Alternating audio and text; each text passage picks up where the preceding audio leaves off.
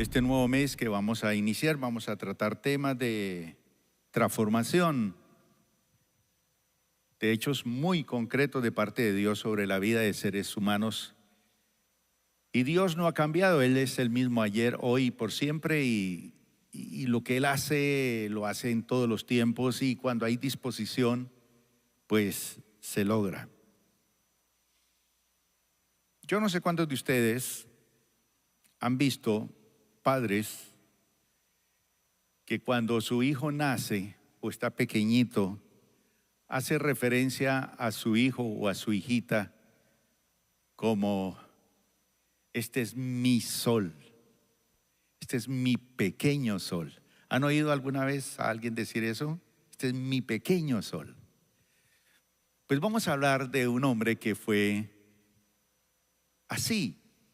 Cuando él nace, sus padres lo toman en las manos, y cuando lo van a dedicar al Señor, ellos tienen que pensar en el nombre de ese niño. Y es tan especial este niño, porque este niño para que pudiera llegar aquí a este mundo, pues tenían que suceder cosas extraordinarias. Usted que está aquí ya es un ganador, es un triunfador, porque usted tuvo que pelear con millones para conquistar y fecundar ese óvulo de mamá. Y usted fue un ganador. Así que desde que usted está aquí en este mundo ya es un triunfador, un ganador. Lo que no sabemos muchos de nosotros es que antes de nacer, Dios tiene un propósito para el que va a pelechar, va a ser un triunfador, un ganador, al que llega aquí a este mundo. Y no es fácil. La vida tiene muchos desafíos, muchos compromisos, muchas cosas que enfrentar. Pero el hecho de que estemos aquí y que estemos con vida, ya somos triunfadores, somos ganadores. Pues bien, de este muchacho que voy a hablar hoy, es un muchacho que no debería de haber estado aquí. Hay gente que se queja de la vida. ¿Y yo por qué nací? O le dicen a la mamá en una pelea: ¿y usted por qué me trajo a este mundo? O a sus padres: ¿por qué me trajeron a este mundo si yo no quería estar en este mundo? Fue decisión de ustedes, no mía. Y en esas peleas que hay a veces de hijos con padres. Así que hay gente que no le gusta estar en este mundo, y algunos hasta se quitan la vida muy temprano. Pero hay otros que hemos aprendido a aceptar la vida como una bendición de Dios, cuando uno descubre el propósito por el cual está aquí. Así que cuando este niño viene a este mundo es sobrenatural, porque hay un asunto muy importante, y es que si papá y mamá se ponen de acuerdo en casarse, otra cosa es tener hijos. Porque hay muchos que quieren tener hijos y no pueden tener hijos. ¿Por qué? Ya sea porque ella o él tienen algún problema y son estériles. No pueden tener hijos. Entonces hacen grandes inversiones económicas para poder tener un hijo, y algunos logran con las técnicas modernas de poder tener un hijo. Pero hay otros que pese a eso, no. Pero en cambio hay otros que no solamente se viene uno, sino que a veces se vienen dos o se vienen tres y hasta 6 en un solo parto. Cosas, ¿no? Del niño que vamos a hablar hoy, es un niño que no debería haber estado aquí, porque el papá y la mamá, la pareja, no podían tener hijos. Era imposible tener hijos. Así que no había ninguna posibilidad. Entonces, el mejor médico, el mejor científico, el mejor experto en la procreación, le habría dicho: mire, aquí no hay nada que hacer. Ustedes no pueden tener hijos. Entonces, ese papá y esa mamá deciden, ante lo imposible, pedirle a Dios que les dé un hijo. Y aunque ella era estéril, Dios le concedió este hijo con destino y con propósito. Y cuando él nace, los padres dijeron esa frase: este es mi pequeño sol. Y le colocaron el nombre de pequeño sol, que en el idioma hebreo es Sansón. Mi pequeño sol. ¿Cuántos tienen un pequeño sol en la casa? Sea niño o niña, mi pequeño sol. Y el tema o el título del sermón hoy lo he titulado: Cuando el sol deja de brillar.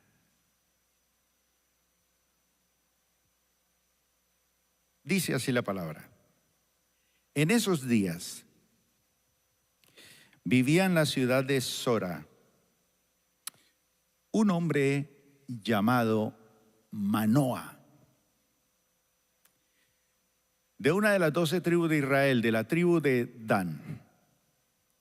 Su esposa no podía quedar embarazada. Por lo tanto, no tenían hijos.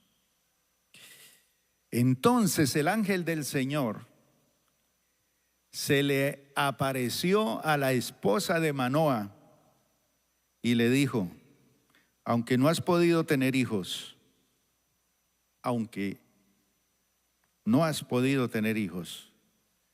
pronto quedarás embarazada y darás a luz un hijo varón.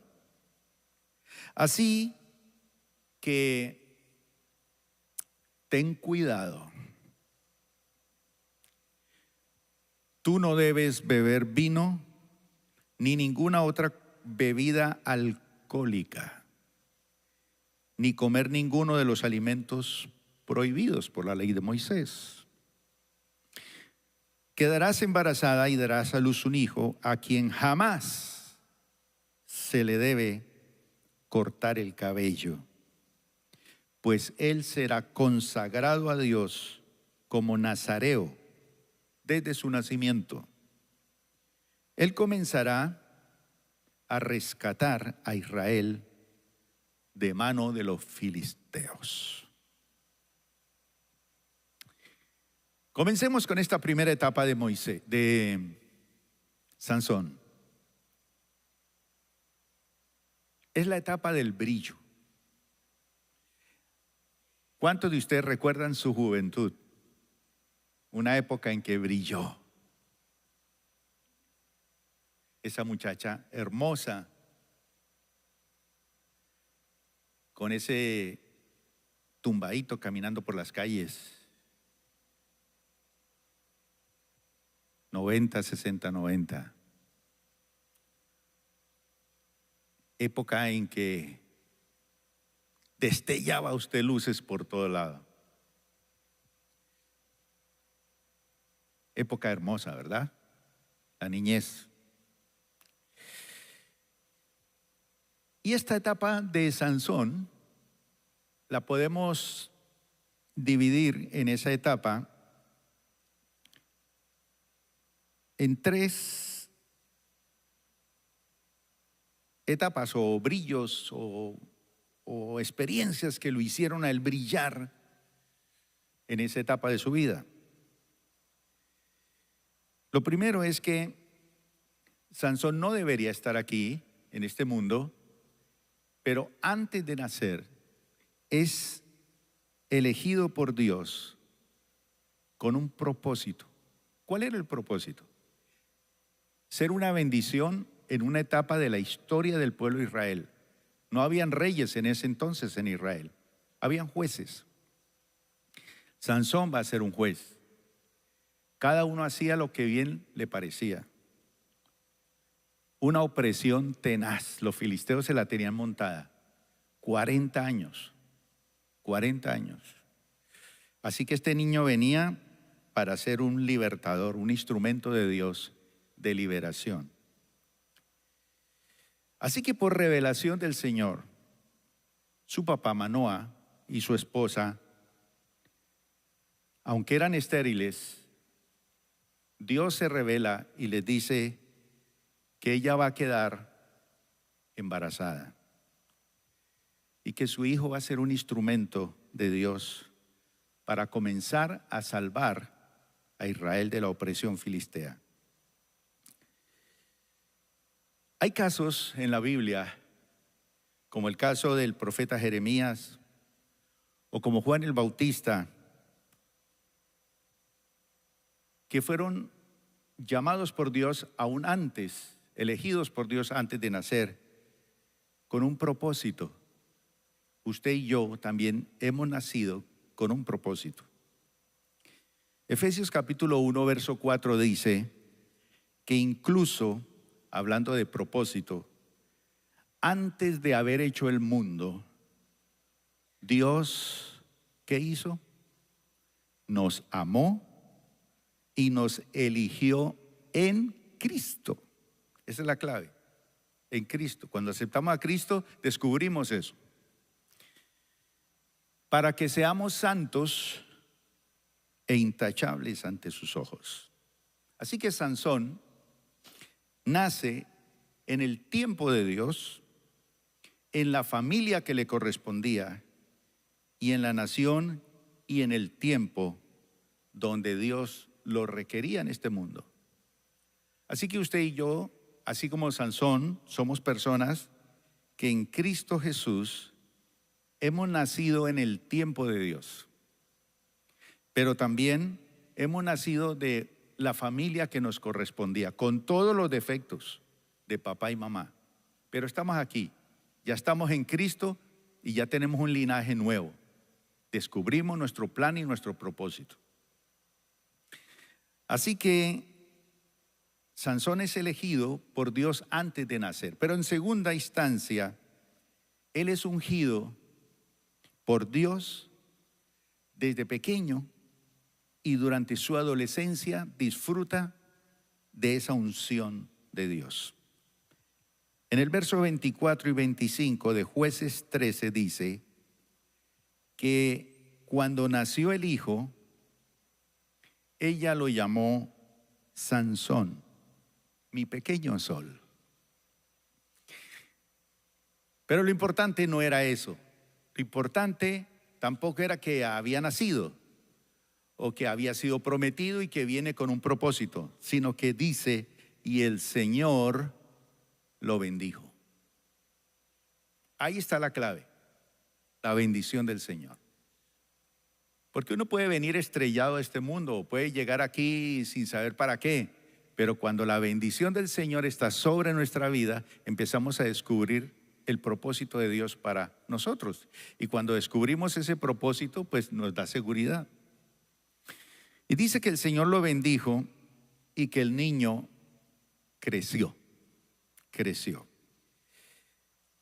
Pero había algo en él que lo hacía diferente a los demás. Dice que, y el Espíritu del Señor comenzó a manifestarse en él mientras se encontraba viviendo en Manedán, entre las ciudades de Sorá y Estaol.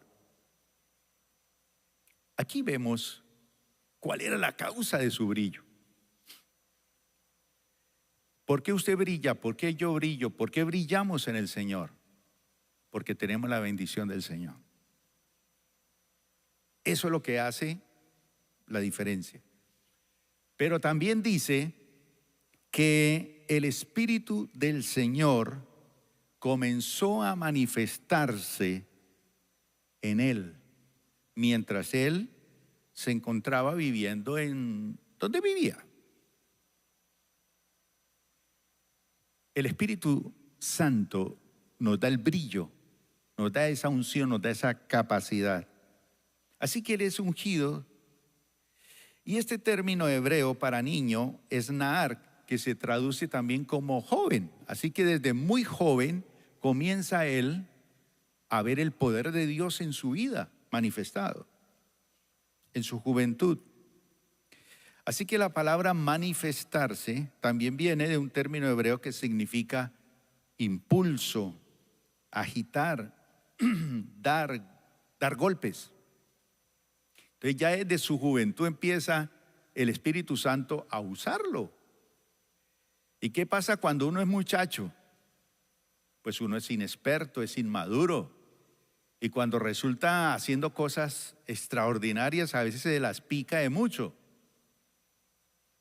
O a veces cree que es muy inteligente o muy sabio o que es muy sagaz. Pero él sabía cuál era la causa de su brillo en su juventud. Así que niño brilla, en su juventud brilla, el Espíritu Santo lo respalda, es un tipo ungido. ¿Qué más le pide a la vida? Verso número 5 y 6 del capítulo 14. Otro aspecto que le daba brillo a Sansón es experimentar en su vida el poder sobrenatural de Dios. Dice que cuando Sansón y sus padres descendían hacia Timna, de repente un león joven atacó a Sansón cerca de los viñedos de Timna. Muchacho joven, y se le viene un león encima. Y no es un león viejo, es un león joven. A veces en la juventud se le vienen leones a uno, o en la vida se le vienen leones rugientes. Y a veces los muchachos no saben qué hacer con esos leones. Pero dice que en ese instante, león joven o león viejo, no importa. ¿Qué es lo que importa? Dice que el Espíritu del Señor vino con poder sobre él y despedazó las quijadas del león a mano limpia. A mano limpia, ¿sí? No tenía ningún arma en su mano, solo su fuerza. Tan fácilmente, dice la palabra, como si hubiera sido un cabrito. Así, de jarretar un cabrito, hizo con ese león joven. Pero dice, no contó nada de lo sucedido ni a su padre ni a su madre. Así que el tipo tenía una superseguridad, hace cosas impresionantes, pero él no cuenta nada. Y es una característica que él va a tener durante toda su vida. Va a ser un muchacho solitario, alejado. Cree que muchas cosas las logra por su propio esfuerzo y no comparte con nadie. Entonces él experimenta el poder sobrenatural de Dios y lo hace brillar. Es el joven que despedaza leones. ¿Quién de ustedes alguna vez en la vida ha despedazado un león? Yo sé que se le han aparecido leones por ahí, usted sabe, problemas muy difíciles. Y sin embargo logró solucionarlo, logró desjarretar ese león y salió adelante. Este hombre hizo cosas tan asombrosas que en alguna ocasión enfrentó a 1000 filisteos y los mató. Tenía unas peleas tan tremendas que quedaba muerto de sed y casi se moría. Pero mataba y mataba a filisteos. Esos filisteos que oprimían a Israel por 40 años. 40 años significa, el número 40 en la Biblia es prueba, cambio, transición. Así que durante los 40 años los filisteos se la tenían montada. Y a nosotros también en la vida hay filisteos que nos hacen la vida imposible. Pero el Señor nos levanta para hacerle frente a eso. Así que imagínese usted aquella experiencia. Pensemos por un momento el gozo que él sentía desjarretando leones, matando filisteos. Debió ser muy grande, porque mis hermanos, cuando Dios nos usa con su poder, nuestro corazón se regocija. ¿Les pasa eso a ustedes? ¿Sí o no? Eso es algo impresionante. Pero hay un consejo aquí en medio de esta situación de brillo. El poder de Dios no reside ni en la estatura, ni en la fuerza, ni en el cabello, ni en el carisma, sino que reside en el carácter. El poder de Dios reside en el carácter y no en el carisma. Por eso uno debe cuidar más el ser que el quehacer. Y estas dos cosas son muy importantes. Y Dios produce en nosotros el querer como el hacer. Y en esas dos palabras está concentrado algo que es muy importante y enseñamos nosotros en la iglesia. ¿Qué es el querer? Es la visión. Yo quiero tal cosa. Y Dios pone el querer. Yo quiero tal cosa. Pero también Dios pone el hacer. El hacer es la misión. Entonces, visión sin acción es pura ilusión. Entonces, el ser tiene que ver con el carácter. Y el carácter no se hereda. El carácter se forma, se rinde, se entrega.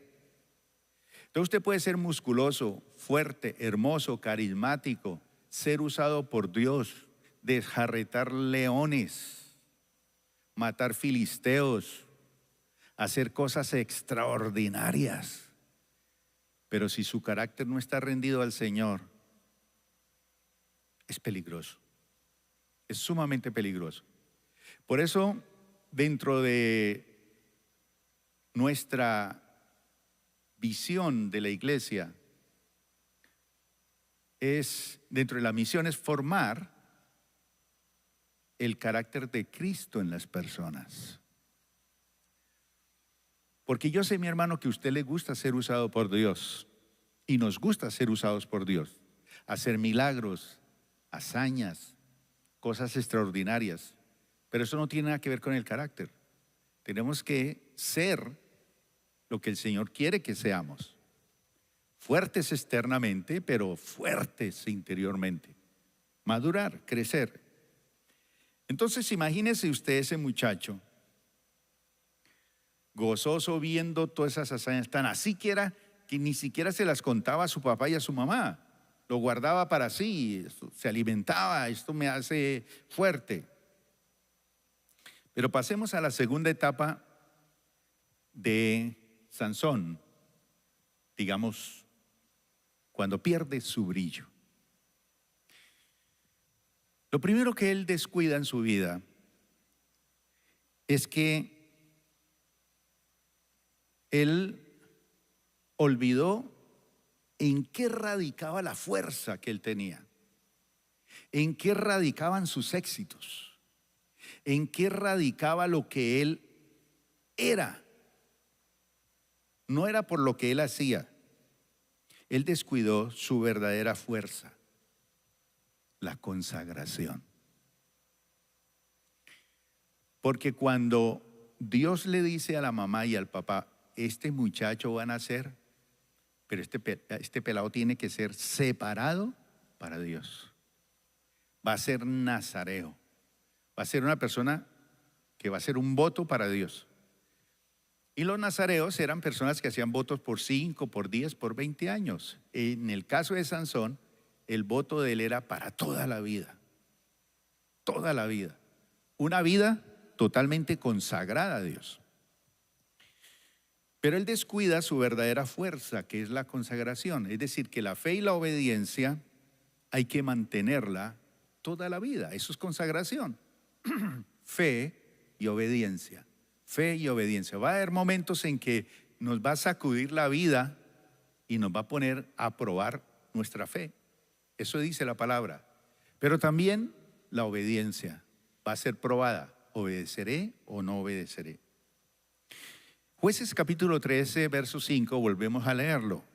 Quedarás embarazada y darás a luz un hijo, a quien jamás se le debe cortar el cabello. Esa era una de las del voto nazareo.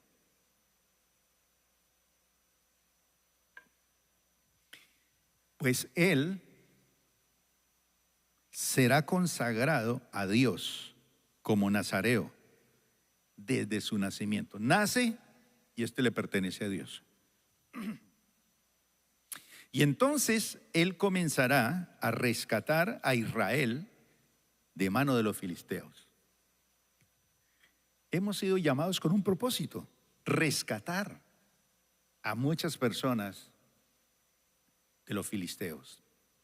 Hoy estaba dando la clase a los estudiantes del tercer nivel y recuerden esa clase de atraer las personas a Jesús. Y cuando se trata de atraer las personas a Jesús, hay 3 elementos importantes en eso: el comprador, sus necesidades; el vendedor, sus cualidades, que es una persona que debe ser atractiva; y el producto. El producto que tenemos para vender, ¿cuál es? El evangelio, las buenas noticias. ¿Qué necesita la gente? De todo. Y el producto que nosotros tenemos suple todas las necesidades. Es tan bueno que sirve para todo. El evangelio suple todas las necesidades. Pero el vendedor a veces es el culpable. Y esa es nuestra responsabilidad. Tenemos que ser personas atractivas. Es decir, que nosotros tenemos el aroma de Dios, que la gente se acerca y quiere, yo quiero ser como esa persona, yo quiero vivir como esa persona, yo quiero pensar como piensa esa persona, cómo maneja sus asuntos. Algo tiene esa persona, tiene un atractivo, tiene un gusto, tiene algo que yo quiero ser como esa persona. Cuénteme qué es lo que usted tiene que lo hace diferente. Cristo. Usted huele diferente. Cristo. Eso es bien importante. Entonces, la palabra nazareo significa que este muchacho tenía que vivir toda la vida apartado, consagrado, dedicado a Dios y dedicado a su servicio. También implicaba que él, por ser nazareo, tenía que abstenerse de ciertas comidas que eran prohibidas por la ley de Moisés. Así que él no se podía contaminar. Recuerden, Daniel cuando va a Babilonia, él decide no contaminarse con la comida del rey. Porque esas mesas deliciosas tenían sus cosas, ¿no? Siempre esas mesas, esos alimentos las ofrecían a los demonios. Entonces, cuando la ofrecían a sus dioses, ellos la comían para que tuvieran sabiduría y discernimiento, y Daniel decide no. Y este voto era: no me voy a contaminar con las cosas, con comidas contaminadas. Es decir, no podían comer cosa inmunda. ¿Recuerdan a Pedro cuando va donde Cornelio? Cuando él tiene la revelación y le dice el Señor: mata y come. Y él ve un poconón de animales inmundos y el Señor: yo nunca he comido cosa inmunda, ni lo voy a hacer. Y es cuando el Señor le dice: no, no llames nada inmundo a lo que yo he limpiado, así que vaya, para que pudiera estar cerca a personas no judías y compartirles el mensaje. Así que este hombre tenía que estar separado para Dios, para su servicio, pero también tenía que abstenerse del vino, de la sidra. No podía comer cosas inmundas, es decir, animales no permitidos por la ley. Sin duda, ese término nos pone a reflexionar a nosotros de qué tan consagrados estamos a nuestro Dios en un mundo como el mundo de hoy, que es fácil contaminarse, que es fácil soltar los principios y los valores del reino. Fácil. Pero en segundo lugar, Sansón olvidó el propósito de su vida. Eso es perder el brillo. ¿Cuál era el propósito de él? Salvar a Israel de los filisteos. Entonces, no solamente su consagración, es decir, ¿para quién vivo? ¿Por qué hago las cosas? ¿Para quién hago lo que hago? Si lo que yo hago es para la gloria de Dios, hay ciertas cosas que no puedo hacerlas, establecerle límites, pero en segundo lugar, no puedo olvidar el propósito. Él olvidó su propósito de vida. Jueces 13:5, quedarás embarazada y darás a luz un hijo, a quien jamás se le debe cortar el cabello, pues él será consagrado a Dios como nazareo desde su nacimiento, y él comenzará a rescatar de manos a Israel de mano de los filisteos. Entonces salta a la vista una debilidad de Sansón. ¿Cuál es su propósito? Salvar vidas. ¿Por qué Dios lo trajo? ¿Por qué Dios lo ungió? ¿Por qué Dios lo respaldó en su juventud? Porque era un muchacho diferente. Porque Dios lo había destinado para salvar a Israel. Sin embargo, él tuvo una debilidad. Era fuerte por fuera, pero muy débil internamente. Y su debilidad salta a la vista. Dice que algo que tumbó a Sansón fueron las mujeres filisteas. Las filisteas. Y los muchachos en la iglesia siempre miran, ¿no? ¿Con quién me casaré? Y miran para lado y dicen, aquí no hay con quién. Entonces van y buscan filisteas allá afuera. No es fácil, hermano. No sé por qué no llegan las bonitas a la iglesia. De pronto falta oración o solo llegan las feas. En estos días me llamó un hermano que se fue a la iglesia hace muchos años y él se fue porque él quería casarse y decía que aquí no había con quién y me llamó. ¿Cómo está la iglesia? Le dije, hermano, desde que usted se fue empezó a crecer la iglesia. ¿Cómo así, pastor? No me diga eso. Y le cuento un secreto. Se está llenando de muchas niñas bonitas. Entonces voy para allá, le dije, ni vuelva, hermano, ni vuelva.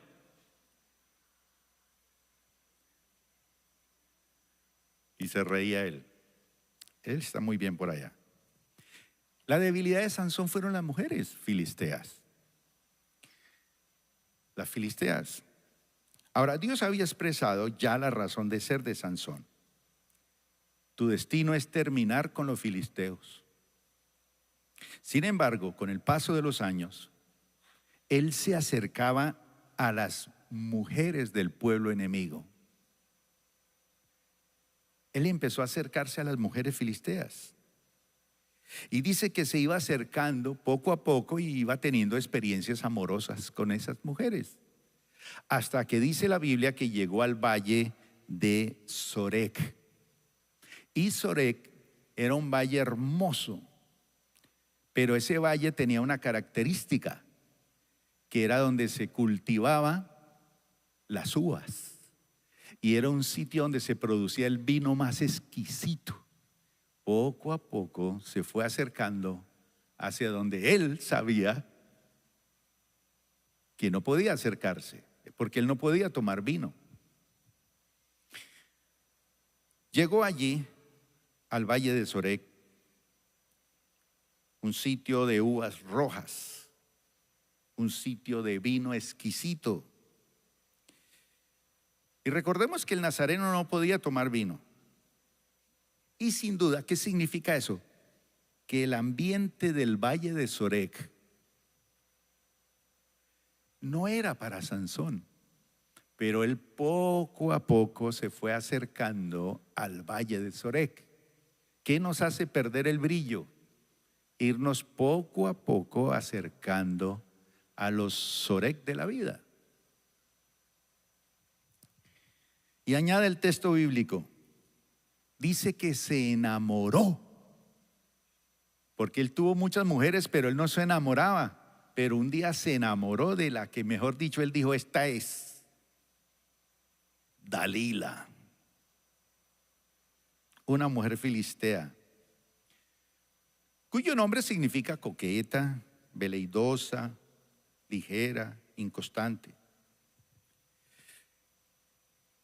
Y yo sé que hay algunos aquí en la iglesia que les gusta irse inclinando hacia el valle de Sorek.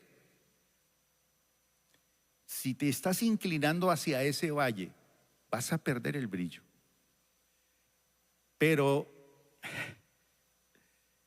peor que acercarse al valle, meterse con filisteas, mi hermano, te traerá 3 terribles consecuencias que tuvo Sansón.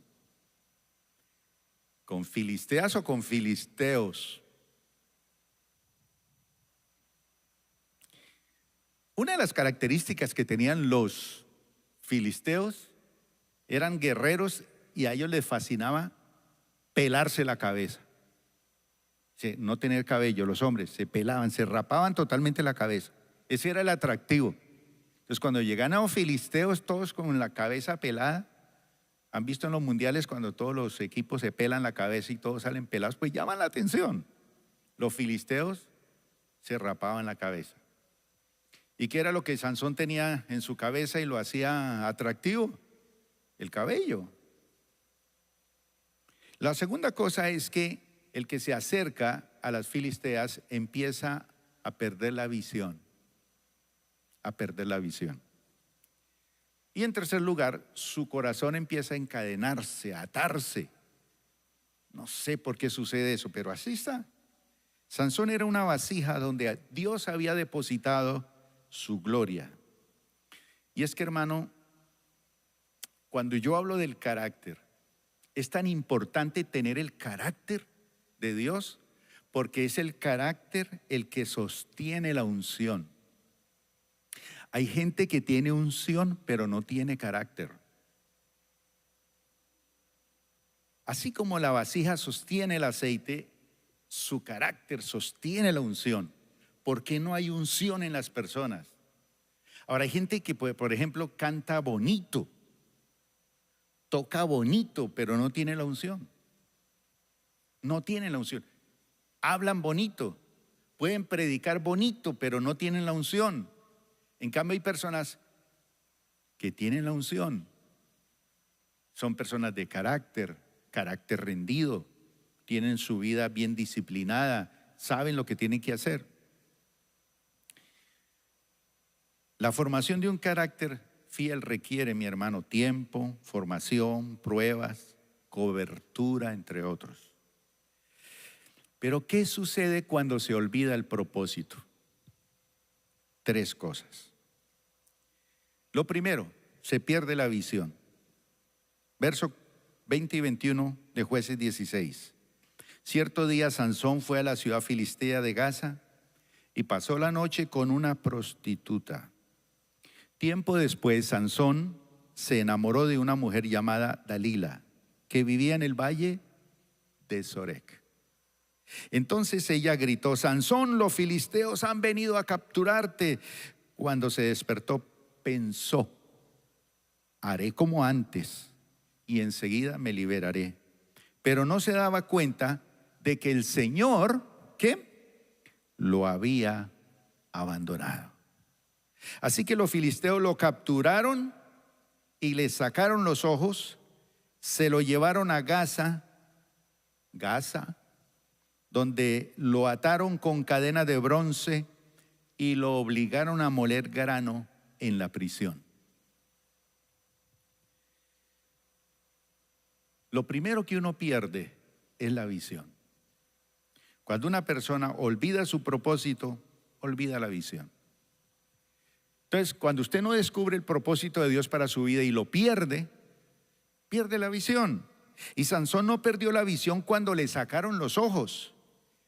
Él ya la había perdido, porque él juzgaba todo con sus ojos naturales. Sansón siempre siguió a sus ojos. Y el que sigue a sus ojos, le pasa lo de Sansón. Como siguió sus ojos, terminó ciego. Sansón se movió en su ministerio, pero lo hizo de una forma mediocre y parcial. Él gozaba de cierto nivel de unción en su vida, pero él no estaba viviendo a la altura de lo que Dios requería. En segundo lugar, se pierde el resplandor de Dios. Sansón no brilló más. El pequeño sol, cuando sus padres le ponen ese nombre, consideraban que él era la luz de esperanza en medio de la crisis. Era la esperanza para un pueblo. Pero dice la palabra que el Señor se apartó de él. Y la tercera cosa que sucede cuando una persona decide olvidar su propósito es que cae en el pecado de la presunción. Confía en sí mismo sin Dios. Entonces, Sansón es un hombre solitario, se vuelve presumido. Y yo recuerdo cuando Pablo le da unas recomendaciones a Timoteo y le dice: ten cuidado de ti mismo. Y a Sansón se le dijo eso.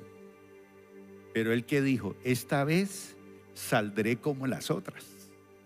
Ya sé cómo solucionar los problemas. Esta vez yo sé cómo arreglarlo. Pero el Señor lo había abandonado. Romanos capítulo 12, versículo 3 dice: basado en el privilegio y en la autoridad que Dios me ha dado, le advierto a cada uno de ustedes lo siguiente: ninguno se crea mejor de lo que realmente es. Sean realistas al evaluarse a ustedes mismos. Háganlo según la medida de fe que Dios les haya dado. Tenemos que cuidarnos del pecado de confiar en nosotros mismos sin Dios. Yo tengo que confiar en mí mismo, pero con Dios. Sin Dios pierdo todo. Y cuando yo trato de confiar sin Dios, eso es inmadurez espiritual. Yo sé cómo arreglo las cosas, yo sé. Es falta de reflejar el carácter, el brillo de Dios en nosotros y a través de nosotros. Eso es falta de carácter. Así que, mis hermanos, el problema no es la tijera. Hay gente que piensa que el problema es la tijera que utilizó ella para cortar el cabello. No, el problema no es la tijera. El problema somos nosotros, si no asumimos nuestro compromiso con Dios y dejamos de brillar. Entonces, ¿qué es esto, mis hermanos? No debemos confundir poder con integridad. Usted puede tener el poder de Dios y Dios lo está usando, pero ¿cómo está su integridad? No podemos confundir unción con santidad. Hay gente muy ungida y sin embargo vive en pecado, se ha descuidado. No podemos confundir bendición con aprobación. No podemos confundir que lo que hacemos y lo que somos debe ser para Dios, y que todo lo que hagamos es para que Él sea glorificado. Cuando hacemos las cosas para nuestro propio beneficio, perdemos el brillo. Entonces, con la experiencia de vida de este caballero Sansón, este pequeño sol, pregunto, ¿cómo podemos vencer nuestras propias debilidades que han hecho que perdamos nuestro brillo? Que a lo mejor usted está pasando un momento así. Bueno, tenemos que apropiarnos de los beneficios de Dios. Y quiero que se ponga de pie, mi hermano. Lo primero que tenemos que hacer, así de pie, Es decir, yo soy el plan perfecto de Dios. Usted es el plan perfecto de Dios. Su esposo es el plan perfecto de Dios. Feo, pero ese es el plan perfecto. Sin plata, pero es el plan perfecto. Porque Él tiene un propósito. Usted tiene un propósito. Mi hermano, somos instrumentos en las manos de Dios. Lo débil que seamos, la incapacidad que tengamos, la ponemos en las manos de Dios y Dios nos hace brillar. No hay ninguna excusa. En segundo lugar, somos elegidos para reflejar la gloria de Dios. Usted nació en el tiempo de Dios, en la familia que le corresponde. Usted está aquí para brillar no como un pequeño sol, sino como un gran sol por la presencia de Dios en su vida. Brille, mi hermano, brille. Y respondamos a ese llamado. Fuimos separados para brillar. Vamos a orar, Padre.